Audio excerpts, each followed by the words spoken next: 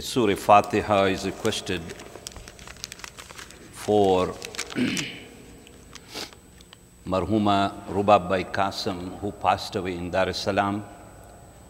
We are also requested to please recite Namaz-e-Wahshat tomorrow, inshallah. So Surah Fatiha for Marhuma.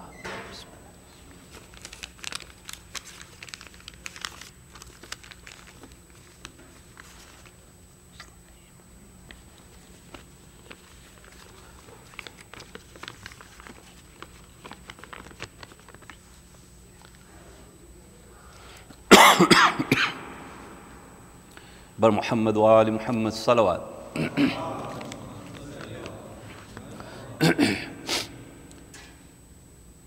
کہاں جائے آخر بیابان ہر سو، شکستہ ہے پہلو اکیلی ہے زہرا. کہاں جائے آخر بیابان ہر سو، شکستہ ہے پہلو اکیلی ہے زہرا. رونے کو پہرا مصائب کا صحرا، اکیلی ہے زہرا. در فاطمہ کو جلایا ہے تم نے، کیا وعدہ اپنا بلایا ہے تم نے. در فاطمہ کو جلایا ہے تم نے، کیا وعدہ اپنا بلایا ہے تم نے. تماچے نہ مارو مسلمانوں، جاؤ علی کو بلاؤ اکیلی ہے زہرا. رونے کو پہرا مصائب کا صحرا، اکیلی ہے زہرا. بیاں کس سے جا کر کروں درد اپنا، ہے غیروں کی دنیا نہیں کوئی اپنا. بیاں کس سے جا کر کروں درد اپنا، ہے غیروں کی دنیا نہیں کوئی اپنا. کوئی جا کے بابا سے کہہ دو یہ جا کر کہ لے جاؤں آ کر اکیلی ہے زہرا. رونے کو پہرا مصائب کا صحرا، اکیلی ہے زہرا. اے لخت جگر اے حسن ابن حیدر، یہ نانا کے پہلو میں سونا اگر. اے لخت جگر اے حسن ابن حیدر، یہ نانا کے پہلو میں سونے نہ دے اگر. تم آ جانا پہلو میں سو جانا ماں کے بقی میں، یہاں پر اکیلی ہے زہرا. رونے کو پہرا مصائب کا صحرا، اکیلی ہے زہرا. شہ کربلا میں کہاں روکے ماں سے، یہ مظلوم بیٹے یہ مظلوم ماں سے.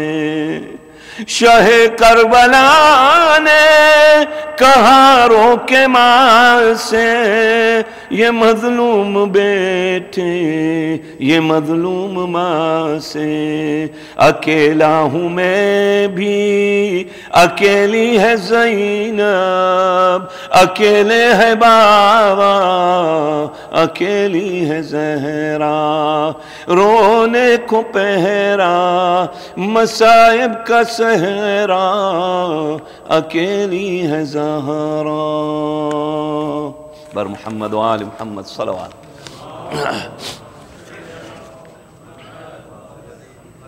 रहमल्लाहु मन करा अल फातिहा।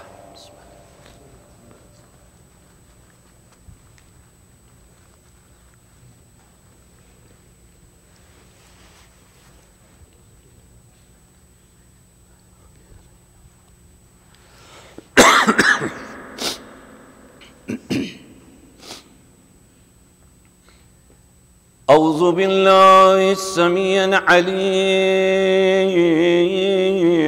मिनश शैतानिर लईनिर रजीम।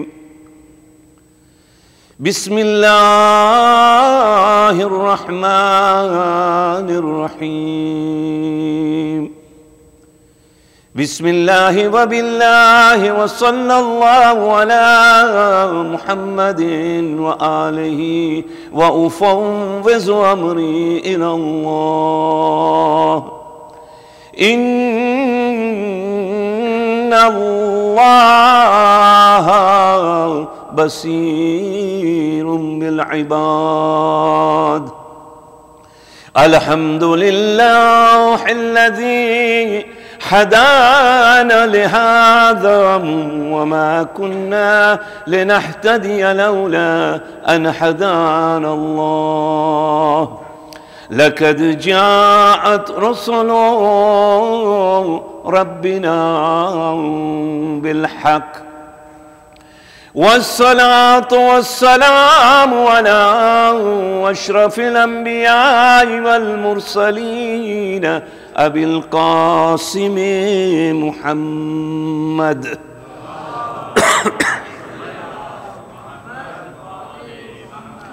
रूही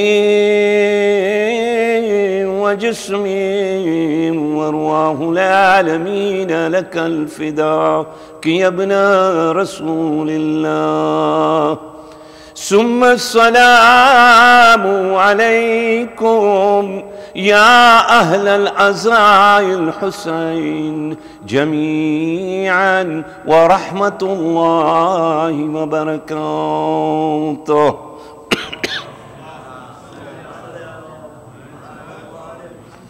अस्सलामु अलल हुसैन व अला अली इब्न अल हुसैन व अला औलादिल हुसैन व अला अस्हाबिल हुसैन। बिस्मिल्लाहिर रहमानिर रहीम। अला बिज़िक्रिल्लाहि तत्मइन्नुल क़ुलूब। सदक़ल्लाहुल अलीयुल अज़ीम। सलावत।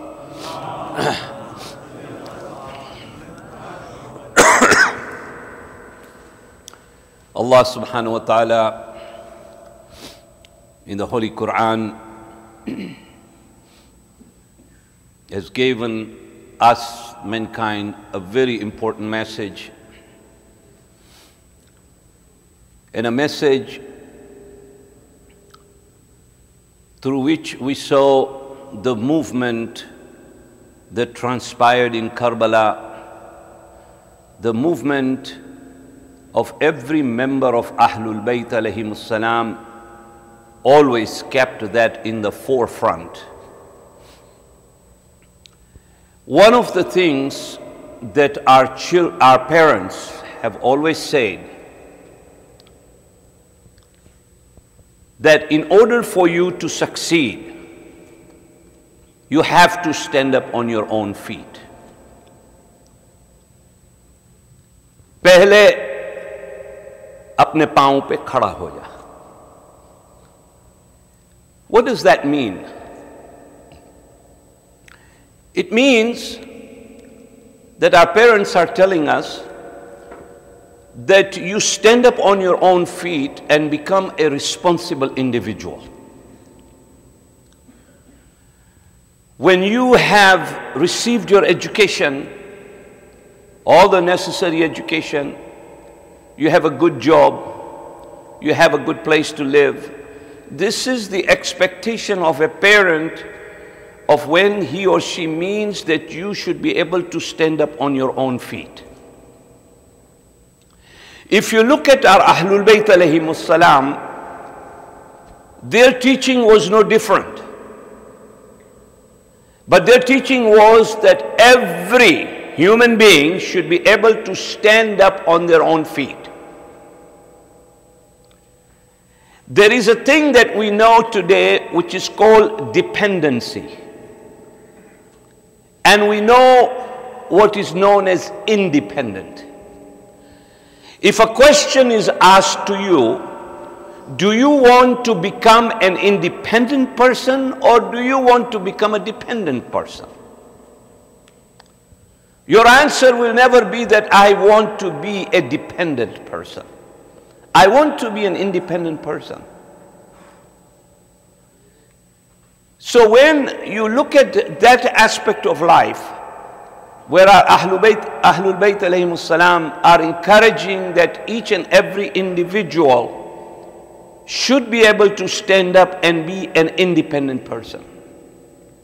Why should we depend on he who is dependent on someone else? You understand? Why should I depend on him? Because if I do, he himself or she himself is dependent on someone else. But truly the most independent person is a person who is dependent on Allah subhanahu wa ta'ala. If you are dependent on Allah, then you are an independent person. We do our acts of ibadah every day. We perform our namaz. What is this namaz teaching me and you? Other than what we come here and we ritually do the namaz, because it is one of those wajibats that we are performing, so we perform the wajibats. But what is the true meaning of this salat? Even when Janab Fatimatu Zahra Salamullah alayh went into the darbar to get her right for what she was fighting for, in her khutbah she talks about the importance of worship. She's talking to the khulafas of that time, trying to explain them what is worship. Therefore, you look at it and we say that we should only and only depend on Allah subhanahu wa ta'ala and no one else. And that is what Allah is saying in the Holy Quran, that if you want contentment in your heart, then you must have remembrance of Allah subhanahu wa ta'ala. But how do I do remembrance? What is remembrance of Allah? Does it mean that I sit in the mosque with tasbih and Quran and just read that? Is that what remembrance of Quran means? So when a group of people went to Medina to visit our sixth Imam, Imam Ja'far Sadiq alayhi salam, they went there to ask him, what is Allah talking about in the Holy Quran when he says, Bismillahir Rahmanir Rahim, Ala bi zikrillahi tatma'innal qulub? What does it mean? So at that point, Imam alayhi salam says that it does not mean that every time, in every place, in every occasion, all you have is tasbih and Quran with you. That is not remembrance of Allah subhanahu wa ta'ala. He said remembrance of Allah subhanahu wa ta'ala is that in every moment of your life, whenever you are trying to make a decision or whatever you're trying to do, you must realize that Allah subhanahu wa ta'ala is watching you at all times. Having Allah in your mind if I am going outside and I contemplate on that, and I look at something so beautiful, there is nothing that doesn't remind us of Allah subhanahu wa ta'ala. We just don't pay any attention to it because it becomes normal for me. I see a beautiful bird there flying, and I cannot comprehend anything because I see that every day, but I don't realize that look at a bird as to how beautiful that bird is. In fact, being an animal, there are acts that a bird can do that a human being cannot achieve. You look at a bird and the bird builds a nest. If you ever seen a nest, you may say, well, I've seen it on the top of a tree, but have you ever taken a nest and looked at a nest and see how did a single bird create a nest for its security? So that's where she wants or he wants to live. But you look at the bird and you find out that how beautifully Allah subhanahu wa ta'ala, through instinct to an animal, has provided the ability for an animal to create a home for itself. And it will always create a home that is away from any danger. Why? Because Allah subhanahu wa ta'ala has given that bird that ability. And the ability to a human being is far more exceeding than what a bird can do. But still, if you have to build a nest yourself, you take that bird's nest, and if you really want to build a bird's nest, you won't be able to do it. There are architects in this country, in this world, who will sit and look at a nest of a bird and still wonder in awe as to how did that bird put that nest together. He may be building huge buildings, but at the same time when he looks at the nest, it baffles him. That is Allah subhanahu wa ta'ala. So when we see the creation in front of us, and how much reward is just in that focus, in that concentration. That if I contemplate that at a place I'm sitting at a seaside and I'm watching the ocean and I'm watching all the things that are happening on that ocean. I sit there and look at that ocean and I spend 1 hour just to contemplate and understand my Creator. That 1 hour is better than your entire year's namaz. That 1 hour that I had spent. Now that doesn't mean that from tomorrow you go to the seaside and watch the water and then come and tell me I'm not going to pray anymore. No. The idea is not that, but it is to let you know that how powerful it is to remember Allah subhanahu wa ta'ala when you see its creation out there and how beautiful it is. How beautiful it is that He has made me and you to be who we are. We don't appreciate that ourselves. When we look at a mirror, the mirror gives you an exact replica of who is on the other side of the mirror. But it does not dawn on us as to how much, what a gift Allah subhanahu wa ta'ala has given us. A person who is blind, and I see that person being blind, you have to thank yourself from Allah subhanahu wa ta'ala and say, Ya Allah, you have given me the ability to see. There are people who are in the hospitals today grasping for that last breath. And here we are, we take everything until a time attacks us and we come to a point where we realize that this is my last moments of my life. Therefore, remembering Allah is to remember Him at all times and to realize that Allah subhanahu wa ta'ala is watching us at all times. When you look at Surah Yusuf talks about Zulaykha. And it talks about romance, actually. In the Holy Quran, there is a piece where it talks about Yusuf and desire of Zulaykha over Hazrat Yusuf. And when Hazrat Yusuf is in a room and Zulaykha enters that room and shuts the door, at that moment Yusuf says to Zulaykha, what are you trying to do here? What are you doing? And at that point there was a statue there. She takes a piece of cloth and puts it on top of that. And Yusuf said, what are you doing? And she said, I am covering my God so that he doesn't see what I'm about to do. And Yusuf said, the big difference between your God and my God is that my God cannot be covered. It is always watching you at all times. You understand? Look at as Muslims, when 9/11 happened, what was the status of the Muslims in this part of the world? When it happened, we were very scared.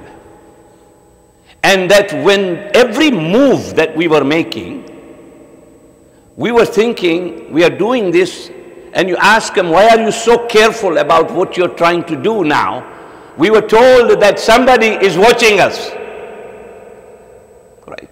Somebody was watching us. How could they be watching me and you at all moments of our life? But we had this thing in our mind that somebody is keeping an eye on me, therefore I must act in a most civil way in this nation. When that act was done by the government, it was for their safety. You understand? It wasn't for your safety. It was for the safety of the nation. When Allah subhanahu wa ta'ala says that I am looking at you, over you, that means that He's doing it for me and you, not for Himself. So if a country can tell you I'm looking at you at all times, even if you got a paper here from the US government and said, be careful, I'm keeping an eye on you, what do you think is going to happen to us? We are going to be extremely cautious. We know that the power is not there to do that. But we'll still be very cautious. But here Allah subhanahu wa ta'ala is saying that I am watching you, I am keeping you, I want to know, I want to see what is happening to you. And to that extent, right, there is a poet that says, यूं तो कहते हैं कि मर जाएंगे हम, मरकर भी अगर चैन न पाया तो कहां जाएंगे हम? Right? Contentment is in the remembrance of Allah subhanahu wa ta'ala. Every relationship that I and you have will end in this world. All the efforts that we have made, all the work that we have done to build that relationship, even that building of relationship is a mercy of Allah subhanahu wa ta'ala. But that relationship that we have built over time, the moment you will die, it's finished. Now it is you and Allah subhanahu wa ta'ala in its closest form. Therefore, it is very, very important for us to realize our Creator and what our Creator is talking about. And this is what we do in namaz. What is namaz teaching me? There are 5 rukn in namaz. They're called the foundations of namaz. 5. Number 1 is what? Niyat. You have to have good niyyah. If you don't have good intention, even in the American companies today, one of the single most important thing that is being taught to its employees is that when you leave your home, come with good intentions. You understand? Have good intentions. So your intention has to be there, that I am performing this namaz. But the second thing is qiyam, that you have to stand straight. You cannot be moving around and saying, I'm doing my qiyam. You can't do that. You have to be straight. And then you say takbiratul ihram, that Allahu Akbar. The moment you say that Allahu Akbar, now you are disconnected from the rest of the world. You are now connected to Allah subhanahu wa ta'ala. The moment you say that, you are disconnected now. Now you are with Allah subhanahu wa ta'ala. But look at namaz. I go into my ruku, nobody can help me. Even if I'm an older person, you cannot come and hold that person and say, I'll hold you from behind, you do ruku. You can't. You have to do that on your own. Ruku is being done by your own self. And what is holding you? These two things, right? Your ankles. You're holding yourself. Allah subhanahu wa ta'ala says, unless of course you're sick or you have to sit on a chair and do things that you have to do for prayers. But the fact is that the namaz is teaching you being an independent person. Because this is what he wants you to do. And therefore I'm in ruku, I'm on my own. When I go into sujood, which is the fifth rukn, I'm in the sujood, I cannot have anybody's help other than the parts of my own body. Then I'm in the sajda. And Allah subhanahu wa ta'ala says that for every act that you did in namaz, the best act that you have just performed is your sajda. He loves that to be the best act of the namaz. And it is the place where you will find contentment in your namaz is in sajda. When you are down there, way below that. And what was Janab Fatimatul Zahra Salamullah alayhi saying? When she was trying to claim her property, her rights, in her khutbah, she says that, do you know what is the purpose of namaz? Because we don't realize every worship that we do is to benefit me and you, not to benefit Allah. But it is benefiting me and you so that what happens to us, that we become a person of better character. If character is not changing of me and I'm performing my namaz over and over and nothing is happening to me as an individual, then my namaz is not where it needs to be, my brothers and sisters. Namaz is, or roza, or hajj, or zakat, or khums. These are all the things that are supposed to make me a better person. Therefore, Janab Fatima Salamullah alayhi tells them that, do you know that the best act of namaz is number one, namaz. What does namaz do? She said, namaz should remove pride and conceit in you. It should remove pride away from me. Why was she talking about that? Why was she saying pride? You see, the Arabs of that time, when the Holy Prophet told them that you should pray, you should do namaz, you should go into sajda, they said, how can we go into sajda? Because if I go into sajda, my back will be higher than my head. You understand? That my back will be higher than my forehead. Why should I? That was pride. And Janab Fatima Salamullah alayhi was trying to explain them that this salat, this sajda that you are doing is the sajda that is liked by Allah subhanahu wa ta'ala the most.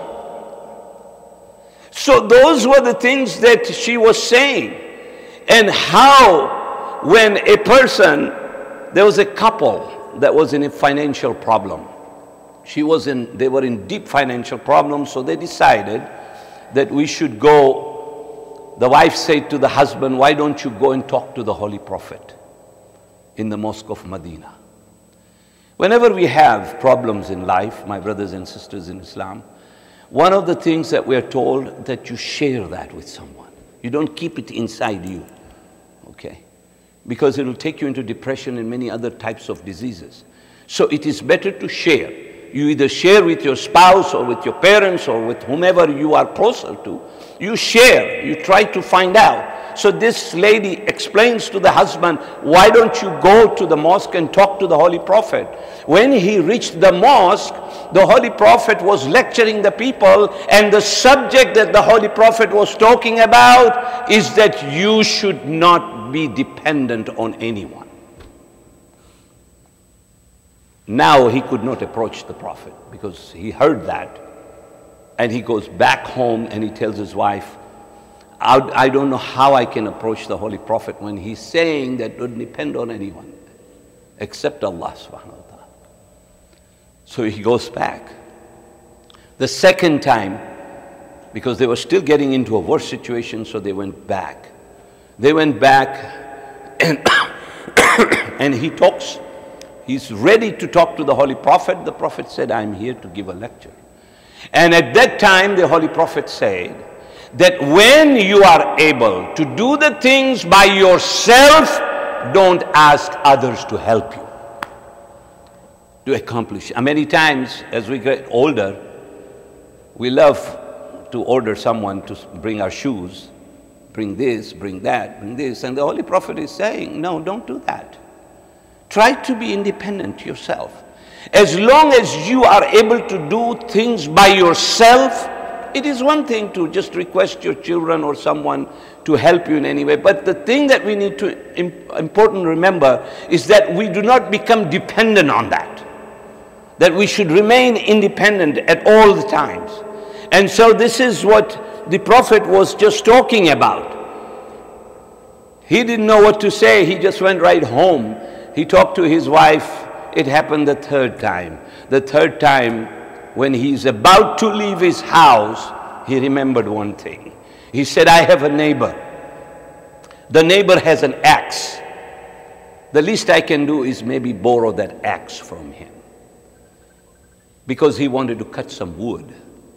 He goes, gets the axe, goes into the forest. He's cutting the wood there. And it struck in him, in his mind, that maybe this is the business I should start, is cutting the wood.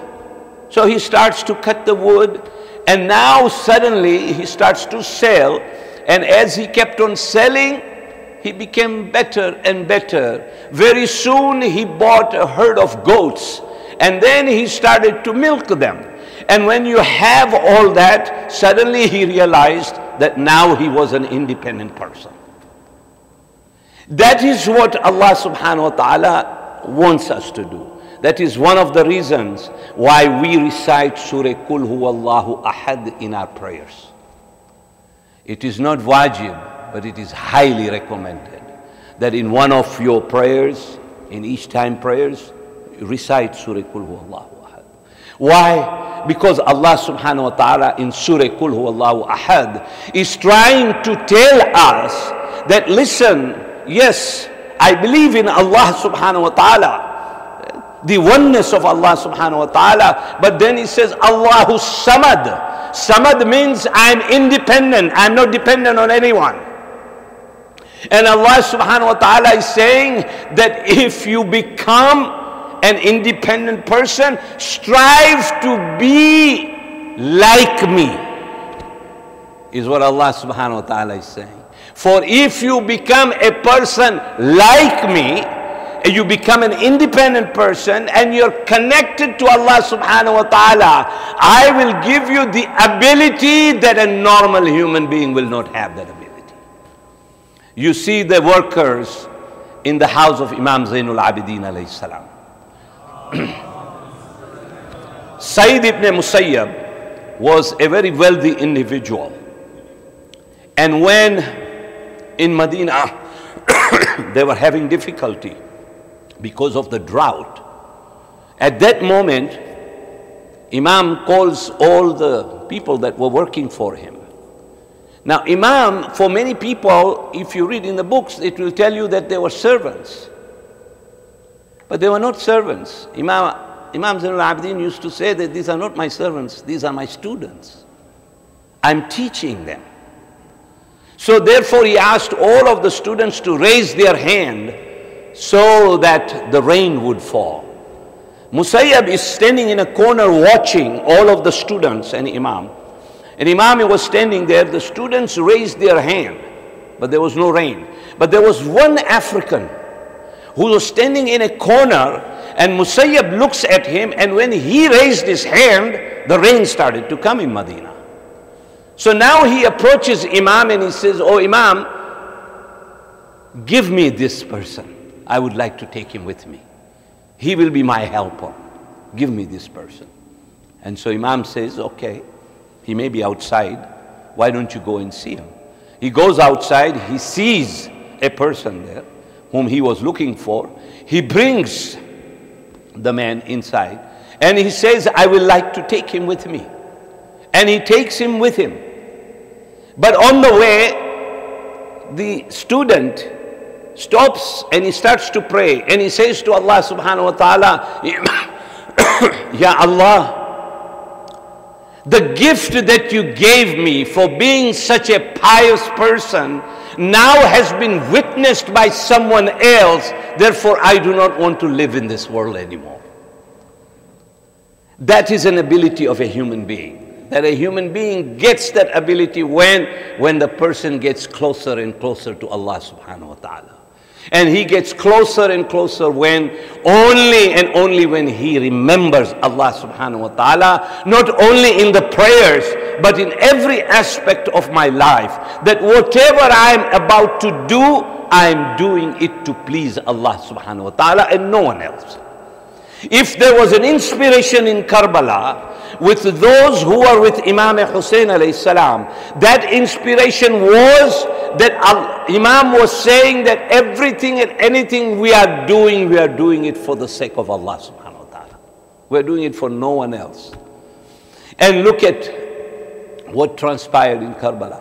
But at the same time, we are told that, you see, one of the teachings that we're told is that what is the value of zero? If you look at zero, the value of zero is zero. But if I take that zero and put a 1 on this side, now it may look 10 to you, but I'm trying to show you that I'm on this side, okay? So if there is a 0 and I put a 1 here, what happens? It's still a 0. If I put another 1 there, it's still a 0. But if I take that 0 and put the 1 on this side, then that 0 becomes 10. What we are being told is that if you as an individual want to have value in your life, you must have Allah subhanahu wa ta'ala with you. The more you can have all the zeros after that 1. It doesn't matter.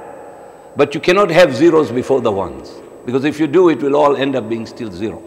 Therefore, if you are on the other side, and if you have Allah subhanahu wa ta'ala in your mind, in your work, in your everything that you're trying to do in this world, your life, our life will be for the betterment. Because we will realize that our Creator is always watching. Whether it is my relationship with my spouse, or whether it is a relationship of father and son, or whether it is a relationship of children and parents, or if it's a relationship in a community or a nation, it will change our perspective when we know that what we are about to do, we are being watched by Allah subhanahu wa ta'ala. And that is what we saw as the caravan moved from Karbala, going to Kufa, Kufa to Sham. What did we see? We saw young and old, everybody doing it because the inspiration by the parents to their children was always that you are doing it for the sake of Allah subhanahu wa ta'ala, not for anyone else. How can a 14-year-old stand up and say that I'm ready to die? Because he was told that, listen, dying is nothing. Whatever you have, whatever you own, everything belongs to Allah subhanahu wa ta'ala. Your hands, your legs, everything. You can't say it is mine, because if you say mine, you should have control over it. There is no control. When your hand and your legs on the day of judgment will speak against you, how can it be something that it is mine? It cannot be mine. That is the kind of teaching Aimma Masumin alayhi salam had given to the young and to the old. And then we see the sacrifices that were taking place. We see how Imam Zainul Abidin alayhi salam was moving along with the kafala, and how Janab Rabab, at a moment of her life, when they were just ready to leave Karbala, she goes over to pay her last respect to her husband. But when Janab Rabab arrives there, she sees that her husband is bare. There was nothing. Everything was taken away from him. And at that moment, Janab Rabab looks at Imam Hussein and she starts to cry. I want you to comprehend that how difficult it was for the people in Karbala when they were leaving their loved ones. It is said that when Imam Zainul Abidin alayhi salam and then had left 3 days later, Imam, by the will of Allah subhanahu wa ta'ala, was able to go back to Karbala. When he came to Karbala, he saw the Bani Asad people. And at that moment, the Bani Asad were looking, but they could not find, because there were no heads on the bodies that were lying there. Therefore, they were looking. And when they looked, Imam, when he arrived, he said, what are you doing? He said, we are trying to bury, but we do not know who to bury where. We do not know anybody. And at that point, Imam Zainul Abidin alayhi salam tells them that we will dig 3 graves. There were 3 graves dug at that time. One was specially given to Habib ibn Madahir. If we go to Karbala today, we will see that there is a place for the Shahadas. There is a place for Imam Hussein and his family, immediate family. And then we see the grave of Habib ibn Madahir. Imam Hussein had told Imam Zainul Abidin that I have been asked that you give special privilege to Habib ibn Madahir. When you bury him and give him that honor. And therefore, Imam buries him. Habib ibn Madahir, then he goes on to bury the companions. And now when he was getting ready to bury his own father, people started to look at Imam, and Imam was looking for a prayer mat. And they say to Imam, why are you looking for a prayer mat? Do you want to pray here? He said, no, my father's fingers are missing. I'm going there to look for the fingers of my father. How difficult it must have been for Imam to look for the parts of the body of his own father. He says that when I dug the grave of Imam, I took Ali Asghar. He did not have a head, but I took Ali Asghar and placed it on the chest of Imam Hussein alayhi salam. When Imam Zainul Abidin completed that and came back to Kufa, he had dust of Karbala on his face. Imam Janab Zainab says to Imam Zainul Abidin, what happened to your face? He said, I went to Karbala to bury my father. But he says to Janab Zainab, the most difficult part was when I laid my father. I know every person who dies, you have to have a head to put that head towards the Qibla. But when I looked at my father did not have a head at the time. And I placed the little brother, little Ali Asghar, on the chest of Imam. And this is how Imam talks about the events of Karbala.